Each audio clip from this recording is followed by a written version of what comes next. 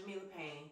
Welcome to my channel. The question I hear most often when people start to sublimate is, can you sublimate on cotton? Well, the short answer is yes.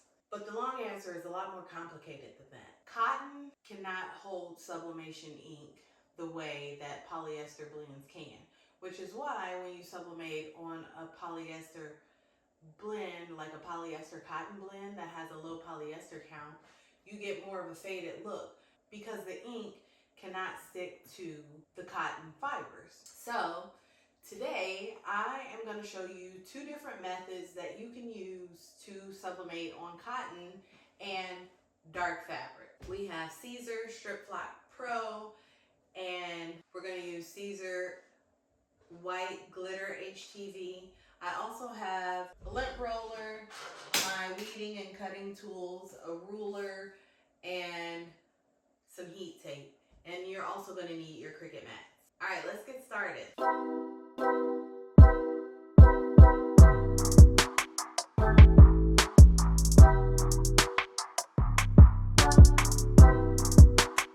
Over in Cricut Design Space on a new canvas, you're going to go ahead and bring in that design that we made. So go to upload image, click on browse, and then bring the image in.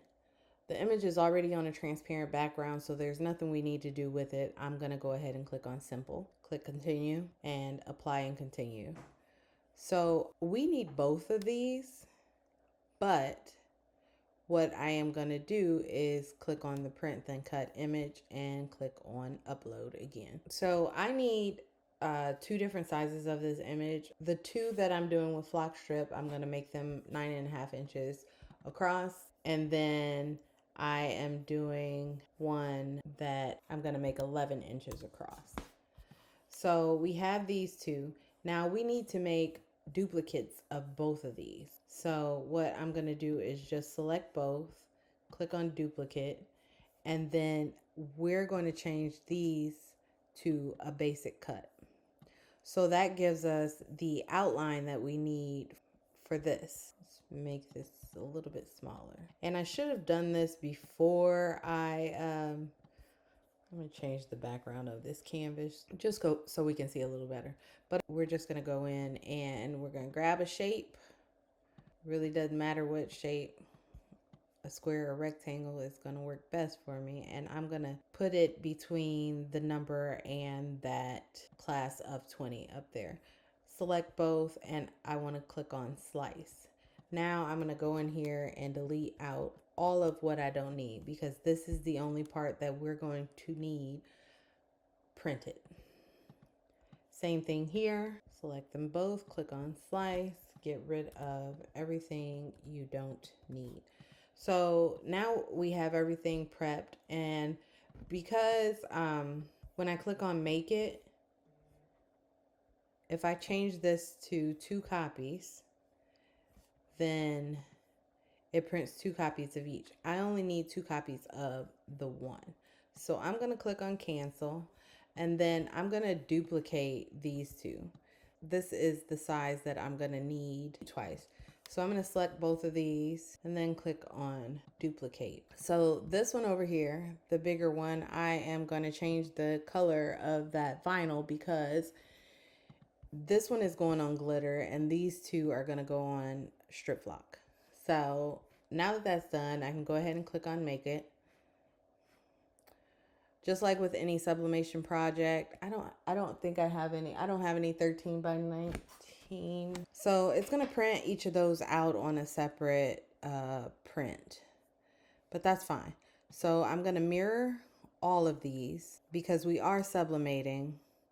We want the mirrored image, and then you can click on continue. Now, I initially said that we needed 2 of these smaller ones, but we actually only needed one of the smaller print and cut images because we are going to print from Photoshop. So what I'm going to do is go ahead and click on send to printer, and then use system dialog box and press on print. As always, we get this loading screen, and there's our printer dialog box. So I'm not gonna worry with any of this, I'm going to go ahead and we want to save this as a PDF. I'm going to give it a name. That way I can differentiate the two sizes. So I am going to name this one because they're for my nephews. And then click on save. And then we're going to repeat that step with this one. All right, so I could go ahead and get this started to cutting, but I'm gonna go ahead and go inside Photoshop and start the print to printing. So let's go back over here to Photoshop, and I'm gonna close out of this, and I'm gonna open up the images that I need. I need this one. So I'm gonna go back up to File, Open, and I'm gonna grab the other one that I need. And this one we're gonna print two of. So click on print, and I'm gonna go ahead and change this to 2 and go in here to my print settings and just double check everything. Yes, yes, yes. I'm gonna use the photo matte setting and best quality, and then everything else is gonna stay the same. Click on save, and I'm just gonna move this up just a touch. I don't wanna move it up too far because I want those registration marks to stay so that the Cricut will cut around this image for me. So I'm gonna go ahead and click on print and allow those two to print out. And then I'm gonna do the same thing here. I only need one copy of it. Check my print settings, save, and print. And now we're gonna let that print out. I'm gonna get everything started with the Cricut cutting. Go ahead and load them up, and we're gonna have to make sure that I'm blocking enough light for the machine to cut. All right, we're gonna go ahead and heat up our press. I'm doing 400 for 60 seconds. While the press is heating up, we can go ahead and get our shirts ready. I have 3 shirts here. Like I said, I'm gonna do 2 with StripFlock and then 1 with glitter. We're gonna do the glitter first, and I am going to find the center by folding my shirt down the middle and just making sure that everything is nice and even. And then once I'm confident that I have everything even, I am going to just give it a quick press. And I just want a little bit of a line down the center so that I know and can see what I'm doing. So I have my center line here, and what I'm gonna do next is grab my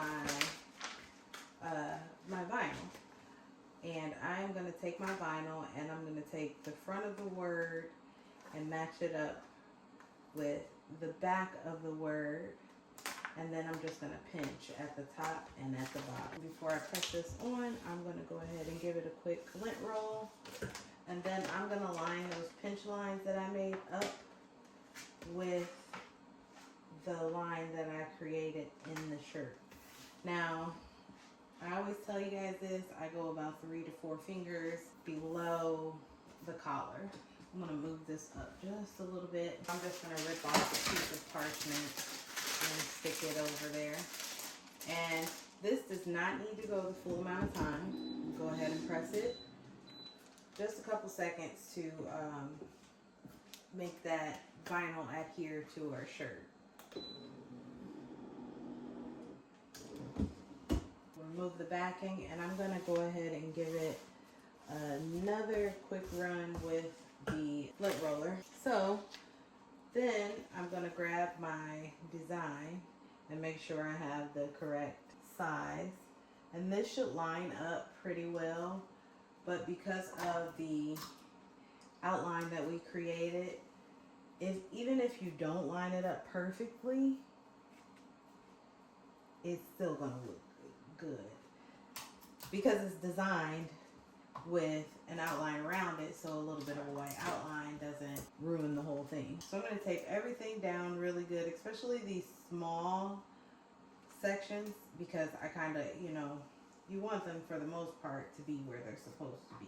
And I'm just going through and taping down anything that I see kind of lifting a little bit.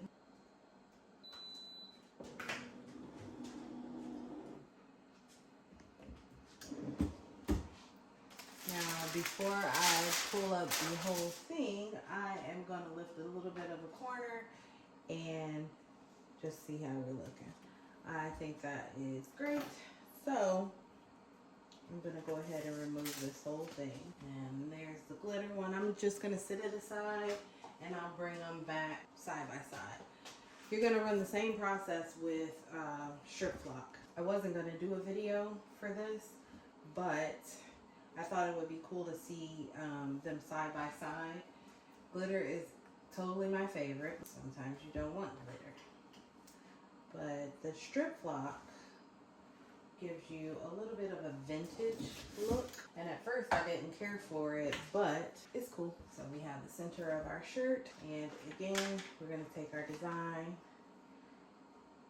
front to back, pinch at the top, pinch at the bottom, and then line it up. I'm a little too far down here for this one. Now this transfer tape doesn't really stick down well. You can give it a couple pieces of tape in the corner just to kind of help it hold down just a little bit. And again, you only need a few seconds for this. I'm going to give it another roll with my lint roller, and I'm going to follow the same process that I did with the glitter. Now the glitter shirt is for my sister.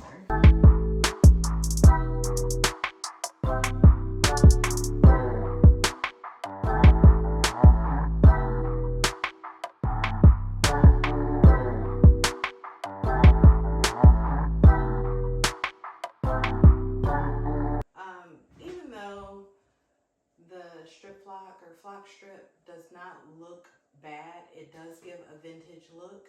It's a great alternative, but in comparison to the glitter, hands down, glitter is still my favorite. There is nothing you can do to make me love something more than I love sublimating on glitter.